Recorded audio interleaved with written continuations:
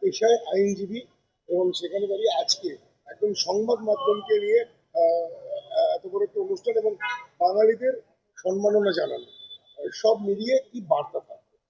প্রথম কথা যেটা হচ্ছে যে আজ থেকে 2-3 মাস আগে আমরা চিন্তা ভাবনা করছিলাম যে সমাজের যারা ফ্রন্ট লাইনে থেকে খবর করে তারাই বিভিন্ন সময় আক্রান্ত হয়, সম্মানটা পাচ্ছে খুব কম ইদানিং দিনে।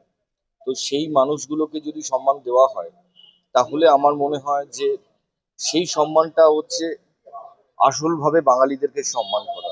সংবাদ মাধ্যমকে যেভাবে সম্মানিত করা হচ্ছে, টিচার আছেন, আপনারা দেখতে পাচ্ছেন ডাক্তারবাবুরা আছেন, আর আমরা আমরা সবাই দেবাদাকে দেখে আমরা শিখি। ওনার উনি যেভাবে মানুষের সেবা করে চলেছেন, তো সেইভাবেই আমরাও সেবা করতে চাই। তো এই বিভিন্ন সংবাদ মাধ্যমদের অ্যাডভোকেটদের প্রয়োজন হয়। তো সংবাদ মাধ্যমদের অ্যাডভোকেট আমি। তো তারা যখন এই প্রোগ্রামটার কথা বললো তখন আমার বাড়তি সংযোজনা ছিল যে সংবাদ মাধ্যমকেই রেকগনাইজ করা হোক, সেটা। শুভদীপ রায়, আইনজীবী।